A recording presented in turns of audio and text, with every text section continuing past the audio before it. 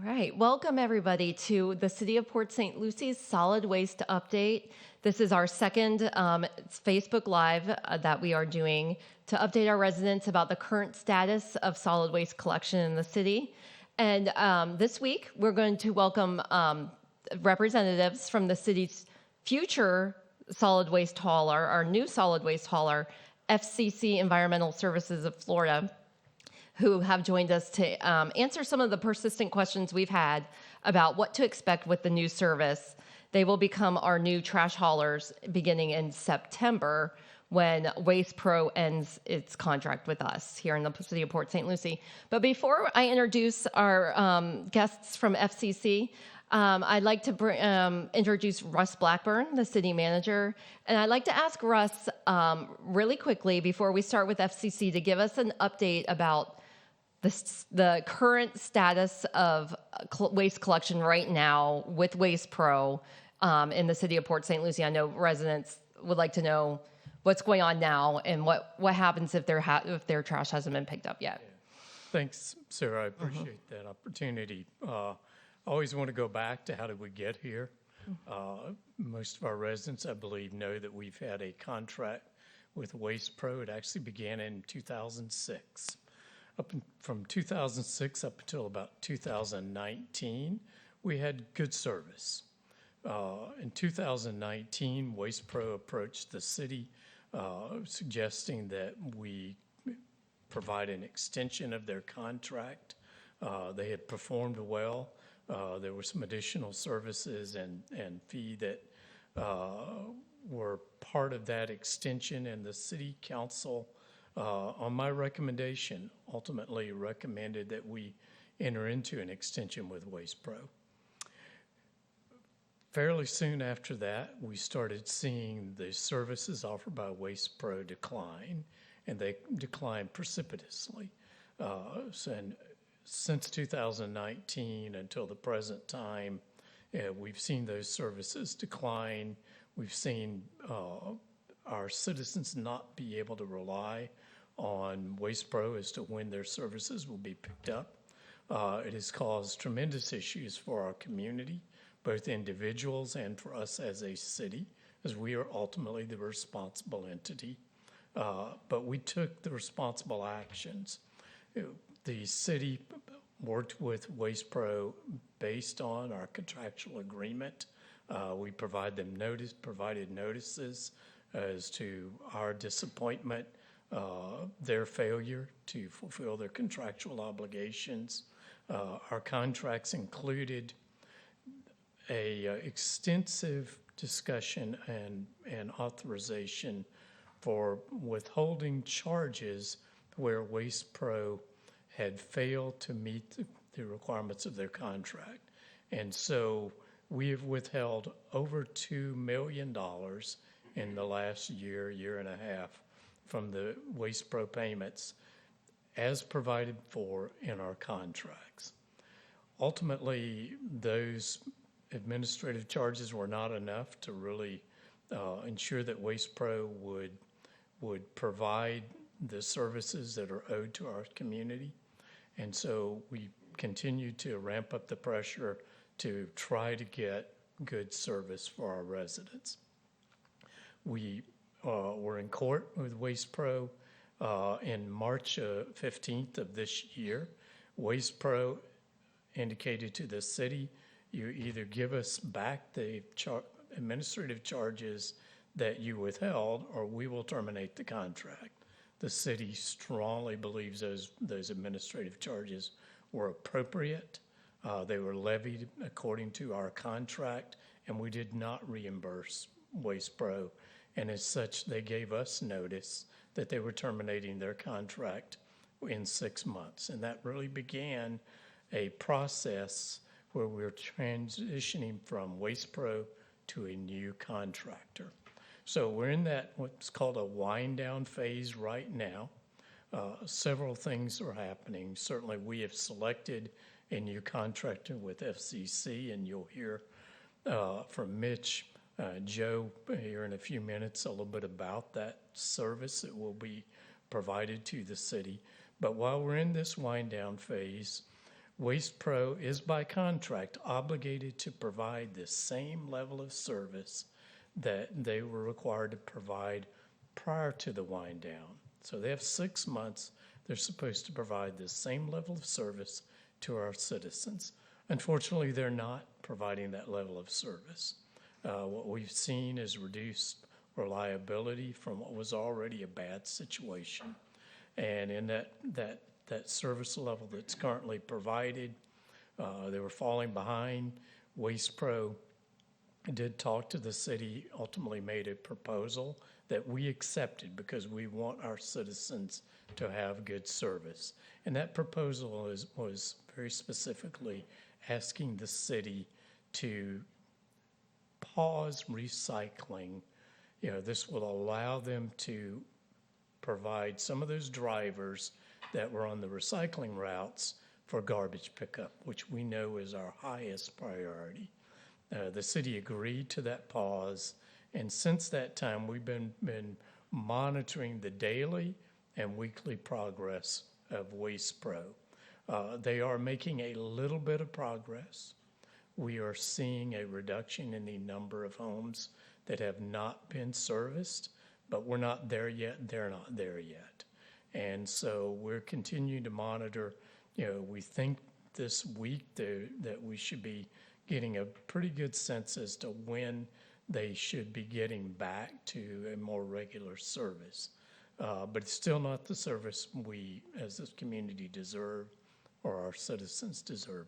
We've also, because of all of the missed vegetative waste and bulky waste pickups, we've also hired 2 contractors. One is a group called Optimum Services. They have clam trucks, and they pick up large vegetative waste piles. They can also pick up bulky waste. And FCC has been very cooperative and has brought in 5 clam trucks early on, and you may see them on the streets of the city of Port St. Lucie. So we've paused recycling to help Waste Pro get caught up. We have brought in additional contractors to pick up the bulky waste and the vegetative waste. So we should be seeing between 23 and 27 trucks a day on the streets. Most days we're not seeing that many trucks. That's what it'll take to catch up. But Waste Pro is providing, so we're probably seeing an average of 23 or 4. And so with the work that the city has cooperatively done by suspending recycling and with the bulky waste pickups, we're seeing progress, but we're not to the point where we want to be yet. And, that is certainly it. We're doing everything in our power under the contract to make sure we get those services for our citizens. Thank you, Russ. Just a quick follow-up question. This is one thing that we've seen over and over been asked to us at the city. Because they are behind, they're not on a consistent schedule. So people want to know what days they should leave their trash out. And if it's missed, if the day that they're supposed to have it out on Monday and it's missed on Monday, what should they do? We have not relieved Waste Pro of the responsibility of twice a week garbage service.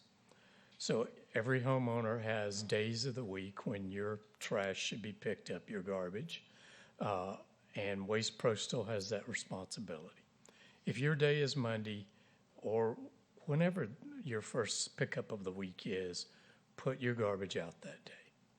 If Waste Pro doesn't pick it up on that day, which they are running, we believe, about 2 days behind right now. If they don't pick it up that day, leave your can out. It will be picked up. That is our experience. It has been picked up. It might be picked up on Wednesday instead of Monday, but it will get picked up. If you live in a homeowner association community that has requirements you bring your can in, and your can cannot sit out, first check to see if your homeowner association is waiving that requirement while we're having this issue with Waste Pro. If they have not, then certainly you'll want to comply with your HOA, but you should put your can back out the next day. I know my mom lives in a gated community that has a HOA. They've been kind enough to let people leave their trash cans out on the curb until it's picked up. We're seeing that the garbage will be picked up. We also have adequate, yard waste companies working with us and including Waste Pro, that the yard waste will be picked up. And call us if you see bulky waste and it hasn't been picked up in a reasonable time. Send into 1PSL. We'll get that picked up as well. So leave it out until it's picked up. And we're seeing a number of communities last week that actually got 2 services a week. And that's a good sign. Not on the day they were supposed to be served. That's our goal, is to get back where we can tell you your day is Monday, put your garbage out on Monday and it'll be picked up on Monday. And so that we're not quite there yet. Waste Pro is not there yet, but that's the goal and we're moving in that direction. Right. So before we move on to the questions for FCC, you did mention that FCC is helping us right now with some of their white trucks picking up yard waste. I just don't want, I want to make sure people don't get confused and think, oh, the new service has started. The new garbage service with FCC starts in September. So I just wanted to clarify that, correct? That's a good point. No, FCC, when we ask FCC, what can you do to help us? They did make the clam trucks available, and this is not the regular service from FCC. These are supplemental services, just like the Optimum contract that we have as well. Thank you. All right, so let's move on to our representatives from FCC who were very kind to join us tonight. We've got two gentlemen sitting up here. If you two wouldn't mind introducing yourselves and telling us who you are, what you do for FCC, please. Sure. My name's Mitch Dahlstrom. I'm the Regional Director of Operations for Florida. I've got over 15 years solid waste industry experience and responsible for over 350 employees with 250 pieces of collection equipment. Good evening, Joseph Sandor. I'm the Senior General Manager with FCC Environmental Services in Palm Beach County, Florida. I've been in the business for 36 years, all but 2 years of that right here in Southeast Florida. Wonderful. Okay, so would you, just to start us off, if someone can just tell us about the company FCC. I know you're an international company or a national company. How long have you been in business? Tell us a little bit about FCC. Sure. FCC, we have over 120 years experience. We have over 60,000 employees worldwide, 400 in Florida, and currently service over 1.7 million Floridians with over 8 million Americans. We have multiple sites throughout Florida. Joe oversees the community of Wellington, Palm Beach. We're in Orange County, Volusia County, Hillsborough, Lakeland, and Polk. And yes, that pretty much sums that piece up. So you're not a new company. No, we are not a new company. We've been, again, I think 2016 was the successful transition of Orange County, our first in Florida, and since then have grown, but over 120 years experience. All right. So you mentioned Polk County, and Sure. I feel like I need to bring this up because we have gotten some questions about it. You have many successful contracts in the state of Florida. Polk County, you had some issues with. Would you mind just talking about them and Sure. talking about what happened in Polk County and where you are now? Sure. Polk County, as everybody knows, COVID affected, not only all of our sites, all businesses throughout the U.S., and specifically, it was a little bit harder hit in our site at Polk County. It's led to some staffing issues. So the steps that we took specifically, we made economic wage adjustments. And during this period, we added personnel, not only in ops and management, but we also added drivers and trucks. We reduced the homes per route by adding those drivers and equipment, and this increased, definitely the level of service, and we're able to sustain it since then.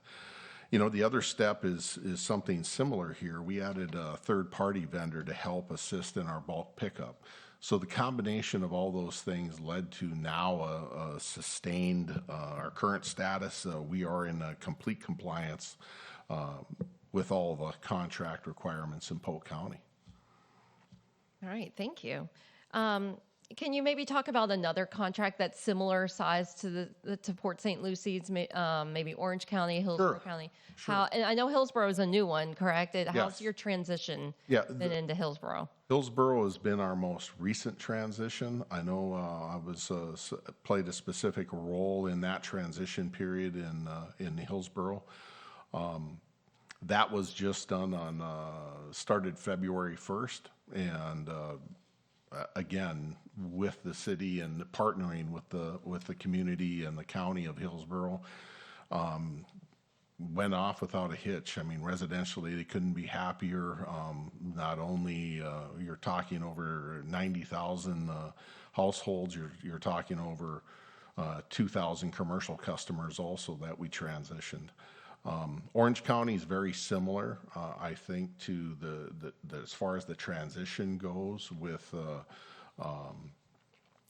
what we're going to do in Port St. Lucie, only because the transition, they went from twice a week service to once a week service, which is very similar here. So, at the beginning, there was a little bit of confusion about what day specific that they were going to be serviced am I getting it Monday or am I getting it Thursday as far as service goes? But as soon as it got through the first, 2, 3, 4 collection cycles, everybody then was well aware what day they were collected on. And again, I think through the transition period, that will be clear, concise. I know, and working with Joe, we'll make sure that everybody understands the route schedule and start their collection services in September, and we're looking forward to it.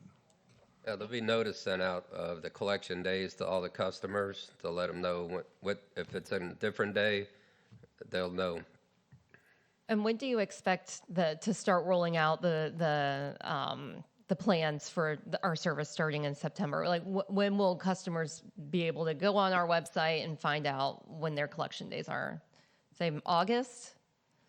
It could be. We're actually going into discussion with the new routing tomorrow with members of the city to determine, to make sure everything's correct. Everybody's going to get timely service.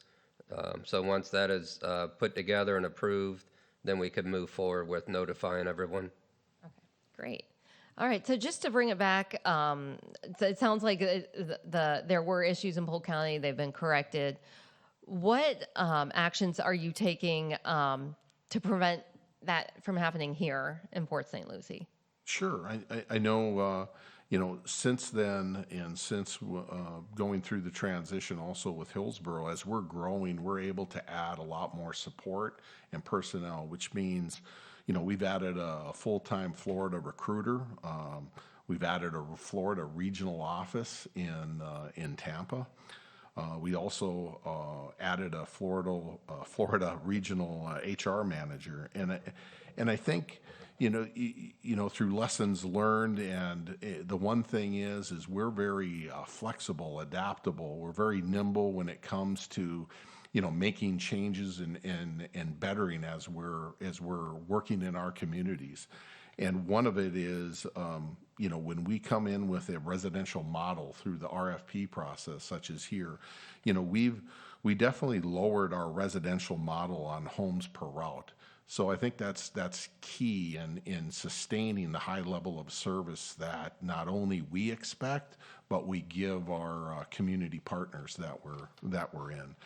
And I think a couple other key points. We've added a regional ops performance manager to analyze all our performance routes, how they perform in the state of Florida. I think that's key and critical, because as he is looking at those, he can see that we're maintaining not only what we're currently taking care of, but we're also planning for growth. And we have so many communities, including here, that are growing very quickly. So we've adopted the model, coming in with fewer homes per route than maybe the current provider, and there's room for growth in that. And again, FCC is very nimble. We're very flexible. If we need to add more drivers and add more trucks as the growth calls for, we'll be planning that out properly. Wonderful, thank you. So, since executing a contract with the city of Port St. Lucie, between now and September, what steps are you taking to ensure a successful transition into Port St. Lucie? In response to our RFP, we put together a timeline and a schedule that breaks down those dates. The first milestone will be June 13th, and from June 13th on to when the contract starts, there's dates and milestones that we have to meet up until that point. So are those milestones for securing equipment, securing staff? Can you kind of describe the milestones? Correct. It's when we're going to have it equipment, when we're going to hire staff, when we're going to send out notifications to the residents, switching out mechanical dumpsters for all the businesses. So all those things will be laid out in a timeline. Okay, great. And real quick, I'm just kind of curious, how many pieces of equipment will you be bringing in through this contract in September? It looks like right now we plan on 82 pieces of equipment. Okay, okay. That includes trucks and... Includes it all: Yeah. support vehicles, spares, and frontline vehicles. All right, wonderful. All right. So you discussed, I believe you said it was Orange County, where you went from twice a week to once a week. So that will be happening here in Port St. Lucie in September. Can you kind of talk about the benefit of, or how that transition went in Orange County, and how you hope it will go here in Port St. Lucie, of going from people who are expected to take out, who have been used to having it twice a week, but now they have it once a week.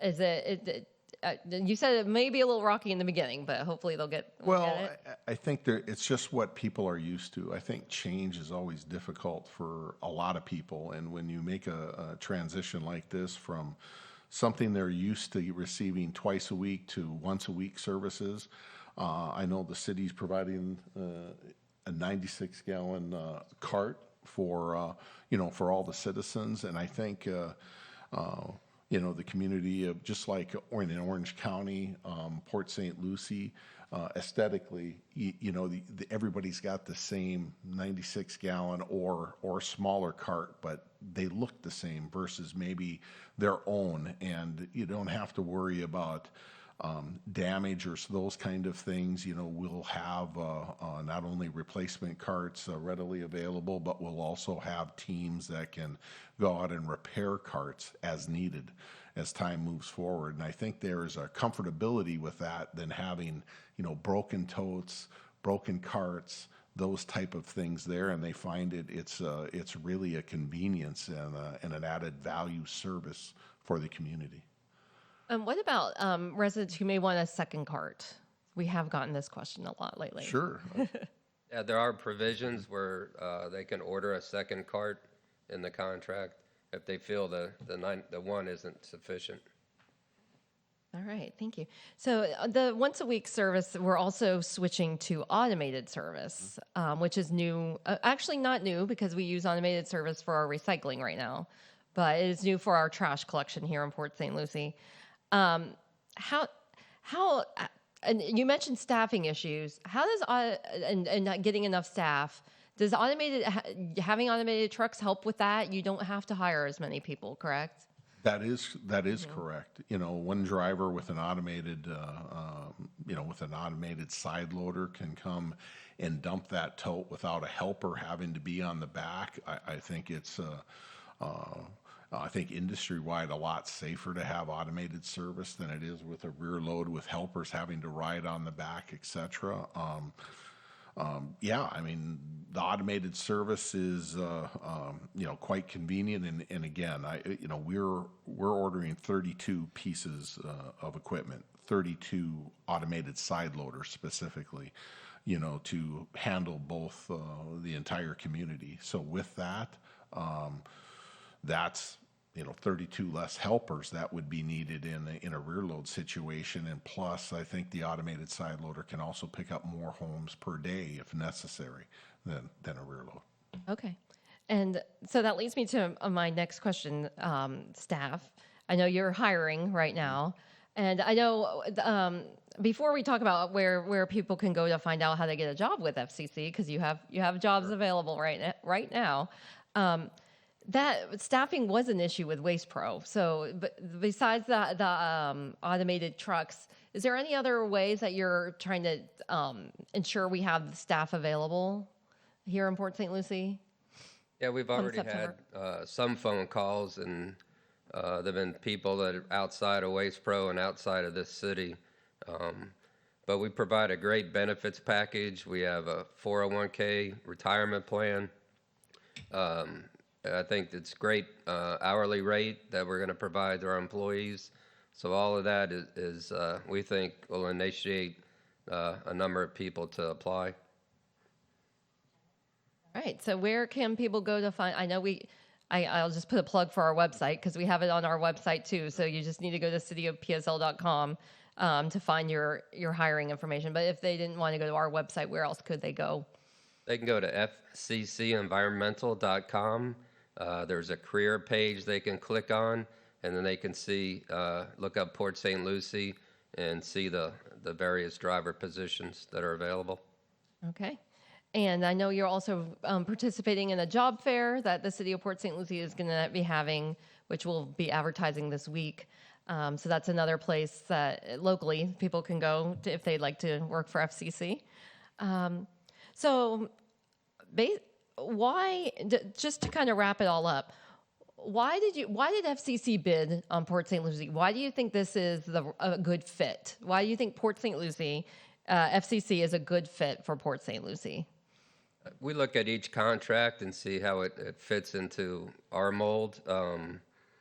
We have a great track record. If you look down into Palm Beach County, we service 112,000 homes.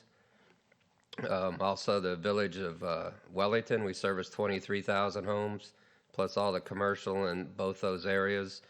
We use the latest technologies on our trucks. We actually have 5 cameras on the trucks. We can see all around it. As Mitch mentioned, we route this with less homes per route, so we're able to take care of the customers. And as I said, great benefits that we provide our employees. But I think all around we provide a great service, and we have a great track record providing that service. And I would only add to the fact that it's a tremendous asset that Joe brings to the community of Port St. Lucie with his transition of just Wellington in recent months. He's got a lot of current experience. He's from this area. He's going to be the general manager that oversees Port St. Lucie, and again, you're getting the best of the best with Joe here. Great, thank you. So that basically wrapped up my questions that we have for you two gentlemen. Thank you very much. We appreciate it. I did want to come back to Mr. Blackburn because there is. I was wondering if you could just give us just to remind our folks what the service levels will be in September when FCC starts, and how they're different than what we are now. So ultimately, all the services you have now, you will receive under FCC's contract. A little bit different delivery. So we'll have once a week garbage service, but it's in a 96-gallon toter or can. So previously, most homeowners had a 40, 45-gallon can twice a week. So you can see the volume is likely to be the same or better. I believe that I'm almost positive of this. You can put 16 bags, trash bags, in the 96-gallon can. So if you bag your trash in your kitchen or other parts of your home, you can put everything you'll generate in a week in that can. So it also will have once a week recycling. So that's a current level of service. Most people have the 64-gallon recycling can. And for those of you, and there are a few folks in gated communities that have 35-gallon cans, those are still usable. They will be able to pick those up. But for most residents, they have a 64-gallon can. It'll be serviced once a week, just like the current service level. But our current service level is paused. But starting in September, you'll have that once a week recycling. Also, you have once a week vegetative waste. We know we live in South Florida. Everybody's palm trees lose fronds. We have, things grow really fast. And that is a service level that's needed once a week. And FCC will be providing that service level. The one difference, and this was a recommendation from our solid waste task force, because they looked at our services and found that we were doing something that was highly unusual for other cities and counties, and that's what's called bulky waste. That's if you want to throw your couch out. You want to put a dining room table and some chairs. What our solid waste task force, after researching the market, said, that's highly unusual to have that as a weekly service or even bi-weekly. Our new contract has provided at no cost, but within your solid waste fee, once a month, bulky waste.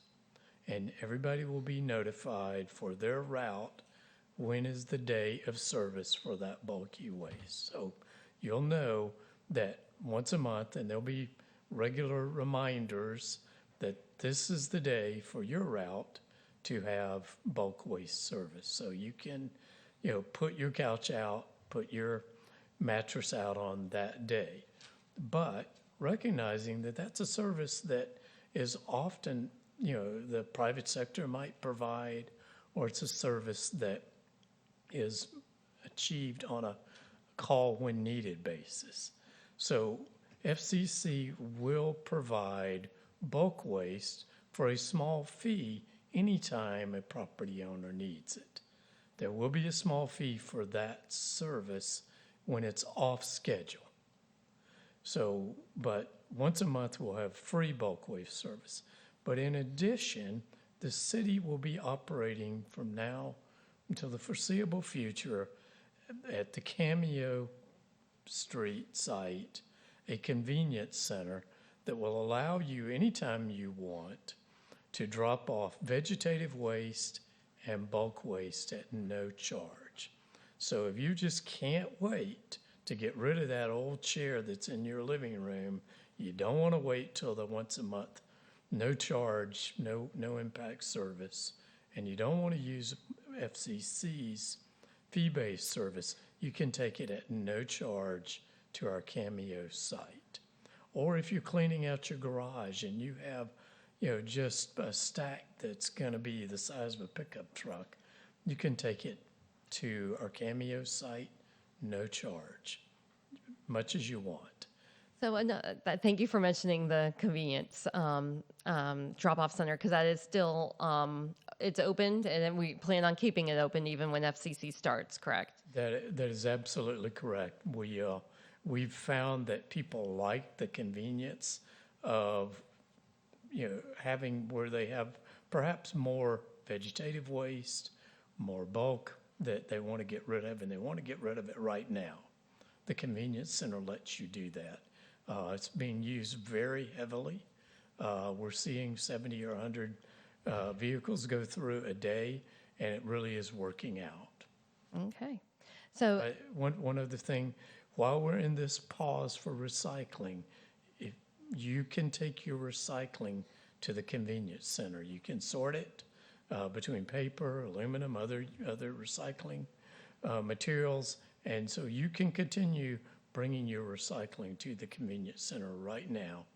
We'll continue that for folks who need the bulk in the future, but for all of us who really value recycling, it's a good tool to use. Yes, thank you. Another question, bulky waste question that we've seen pop up from time to time is you're supposed to put your bulky waste out the night before, correct? And you shouldn't put it out a month or days before your pickup date. But people are worried that people will do that. So what is the city going to do to make sure that huge piles of bulky waste aren't sitting on the curb for a month while people wait for their once a month pickup and they don't take advantage of the other services? Well, we're going to start with education. We want people to know when their bulk waste date is. We want them to know their alternatives for bulk waste. But one of the alternatives is not to put it out on the first of the month when the bulk waste day is the 29th of the month. So that's against the city's code of ordinances. And so we will educate first. We'll give you reminders. We'll give you, make sure you know your options. But for citizens who are concerned with bulk waste sitting out on the curb for 30 days, that is contrary to our code of ordinances. And we will, if it looks like it's happening regularly, we will send our code enforcement officers out to first educate, give you opportunities to comply, and then if worst case scenario, it could be a code violation. Another service question we received, and like we said, the new schedule will be coming out in probably in a couple of months. People will know what days their pickups are before September. We'll make sure we get that information out there. But people are asking, will there be 3 days for garbage, recycle, and yard waste, or will it all be happening on one day? Do we have any idea yet? Have we figured that out? That's one of the things we're going to determine tomorrow when we sit down. Normally, the garbage and the recycle are picked up on one of the collection days for the garbage, but a lot of that'll be determined tomorrow. Stay tuned. We'll definitely be having more information about particular days that your street will be picked up as we get a little bit closer. All right. That wraps up all of our questions here. Mr. Blackburn, would you like to just kind of close it out?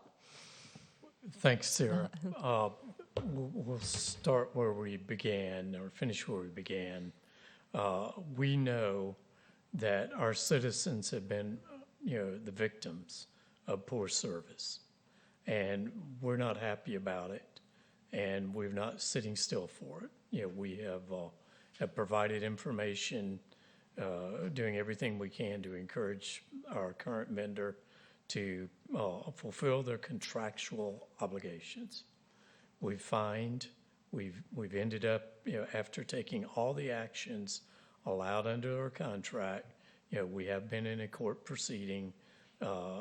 We have a suit against Wasteboro, but we're also moving on. We know we've got this next 60 to 90 days to make sure that we get as good a service as possible. And we're doing what we can by bringing in supplemental resources and relieving Wasteboro of the responsibility for recycling. And that does free up some resources for better compliance with garbage. In September, we have the new vendor with FCC. We've researched them. They went through the competitive process. The pricing is higher, but it is today's pricing. That is what you would find in the market, and our competitive process proved that. All the information we have says that FCC is going to be successful. We will all be working together to make sure they are successful, and we're looking forward to getting back to If your garbage day is on Tuesday and Friday, then you know that you're going to get service on Tuesday and recycling on Friday. Or if FCC decides that recycling and garbage is on the same day, that you know that, and you know what day it is, and we get that service provided to you that you can rely on. Everybody should expect that. We do too. Thank you, Mr. Blackburn. We just wanted to thank our viewers for joining us again tonight and keeping abreast of the situation with Waste Pro and solid waste pickup in the city right now. Thank you, FCC. Really appreciate, and I'm sure you'll be familiar faces for us because we do plan on doing a couple in-person public forums over the summer, later on this summer as we get closer to your transition. Where we hope that you'll be able to meet with some of our residents and any kind of questions that they have. I know we'll be able to get answered through some of these in-person public forums that we do plan on having in July and August. We will put out more information about that as soon as we have the dates nailed down. And I also like to say the next update that Mr. Blackburn will be providing to residents will be at Monday night's city council meeting, which is aired here on Facebook. Again, it is also aired on TV 20 and our cityofpsl.com website. He will be providing an update to residents on Monday as what the state is with Waste Pro in 1 week from today. Please continue to look at our website for frequently asked questions. Follow us on social media, and we're trying to get to answer as many of your questions in the comments as possible. And we really appreciate, thank you, Mr. Blackburn, for coming. And we really appreciate FCC for taking the time to be here with us tonight. Good night. Thank you.